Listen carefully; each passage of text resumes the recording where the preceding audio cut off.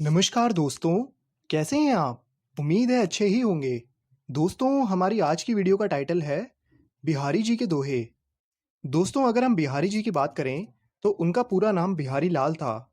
उनका जन्म 1595 ग्वालियर में हुआ। उनके पिता का नाम केशव राय था। जब बिहारी जी 8 वर्ष के थे, तब इनके पिता इन्हें ओरछा ले आए तथा उनका बचपन बुंदेलखंड में बीता।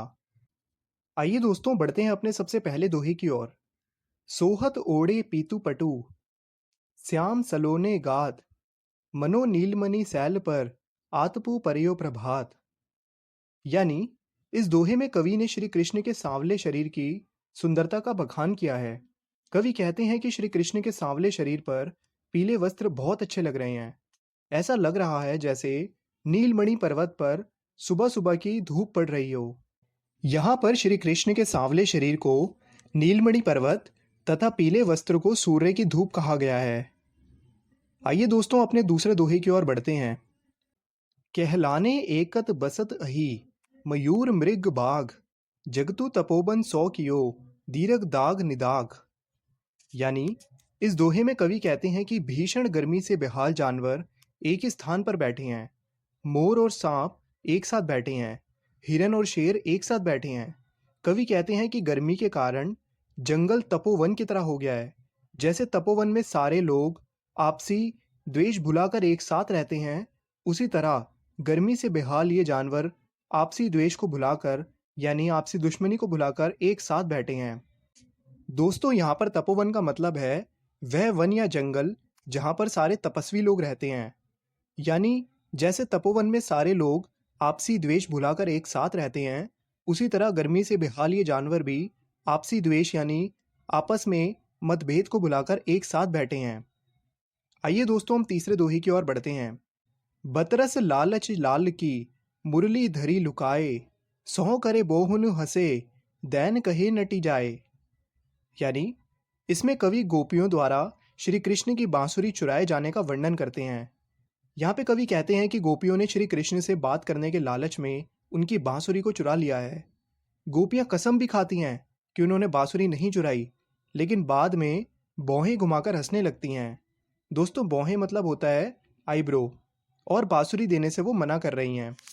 यानी दोस्तों, अगर हम देखें तो इस दोहे के अंदर गोपियां एक दूसरे से बात कर रही हैं और कह रही हैं, हे सखी, हमने श्री कृष्ण से बात करने की लालच में उनकी मुरली छुपा ली है, ताकि उनका पूरा ध्यान हम पर रहे और हम उनसे प्रेम भरी बातें करके सुख प्राप्त कर सकें। श्री कृष्ण तरह तरह की कस्में देकर उनसे मुरली के बारे में पूछते हैं, लेकिन वह नहीं बताती। फिर जब श्री कृष्ण को यकीन हो जाता है कि गोपियों को मुरली के बारे में नहीं पता है, तब वह अपनी भौहें टेढ़ी कर के हंसने लग जाती हैं। इस कारण श्री कृष्ण को फिर से गोपियों पर संदेह हो जाता है। आइए दोस्तों, अपने चौथे दोहे की ओर बढ़ते हैं। कहत नटत रीझत खिजत, मिलत खिलत लजियात, भरे बौन में करत है, नैननु ही सब बात। बिहारी के दोहे के प्रस्तुत पंक्तियों में बिहारी जी ने दो प्रेमियों के बीच इशारे से हो रही बातचीत का वर्णन किया है। वो कह रहे हैं कि तमाम लोगों की भीड़ में भी दो प्रेमी एक दूसरे से आंखों ही आंखों के इशारे से इस तरह बात करते हैं कि दूसरे लोगों को पता भी नहीं चलता। इशारे इशारे में ही प्रेमी अपनी प्रेमिका से कुछ पूछता है और प्रेमिका उसका उत्तर ना में दे देती है, जिससे प्रेमी रूठ जाता है और उसे मनाने के लिए प्रेमिका आंखों ही आंखों में इशारे करती है। जब दोनों की आंखें मिलती हैं तो दोनों ही शर्मा जाते हैं। आइए दोस्तों, अब अपने पांचवें दोहे की ओर बढ़ते हैं। बैठी रही अति सघन बन, पैठी सदन तन माह, देखी दोपहरी जेठ की, छाँव चाहती छाँ। इस दोहे की प्रस्तुत पंक्तियों में बिहारी जी ने जून के महीने में पड़ने वाली गर्मी का वर्णन किया है। कवि इन पंक्तियों में गर्मी की प्रचंडता का वर्णन करते हुए कहते हैं कि गर्मी इतनी भयंकर है कि छाया भी इस गर्मी से बचने के लिए छांव खोज रही है। वह इस गर्मी से बचने के लिए या तो घने जंगलों में कहीं छुप गई है या फिर किसी घर के अंदर चली गई है। आइए दोस्तों, अब हम अपने छठे दोहे की ओर बढ़ते हैं। कागत पर लिखत न बनत, कहत संदेशु लजात, कही है सबू तेरा हियो, मेरे ही की बात। बिहारी जी ने अपने इस दोहे में एक नायिका की विरह का वर्णन किया है, जो कि अपने प्रेमी से दूर है। वह अपने प्रियतम को अपनी स्थिति बता नहीं पा रही है। वह किसी कागज में प्रेम पत्र लिखकर अपनी पीड़ा व्यक्त नहीं कर पा रही है। उसे किसी को अपनी पीड़ा का संदेश भेजने में भी शर्म आ रही है। अंत में नायिका अपने प्रेमी से कहती है कि जिस तरह मेरा दिल आपके लिए तरस रहा है, उसी तरह आपका दिल भी मेरे लिए तड़प रहा होगा। इसीलिए आप मेरी दिल की व्यथा अपने दिल से ही पूछ सकते हैं। वह आपको मेरे दिल के हाल के बारे में सब कुछ बता देगा। आइए दोस्तों, अब हम बिहारी जी के 7वें दोहे की ओर बढ़ते हैं। प्रगट भये द्विजराज कुल, सुबस बसे ब्रज आई, मेरे हरो कलेस सब, केशव केशव राई।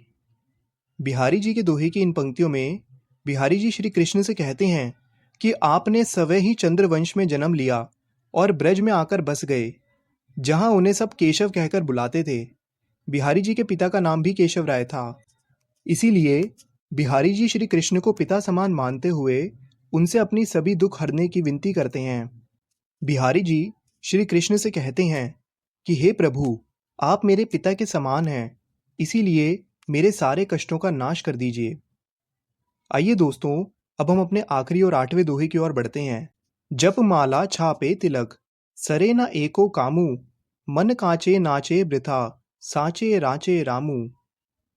इन पंक्तियों में कवि कहते हैं कि केवल ईश्वर के नाम की माला जपने से, ईश्वर नाम लिखने से या फिर तिलक करने से ईश्वर भक्ति का कार्य पूरा नहीं होता।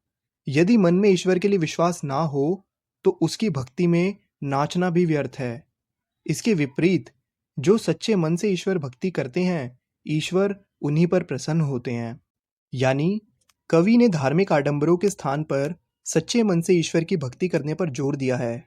उनके अनुसार अगर आपका मन स्थिर नहीं है तो हाथ में माला लेकर, माथे पर तिलक लगाकर भगवान का नाम लिखे वस्त्र पहनकर बार बार राम राम चिल्लाने से कोई फायदा नहीं होगा।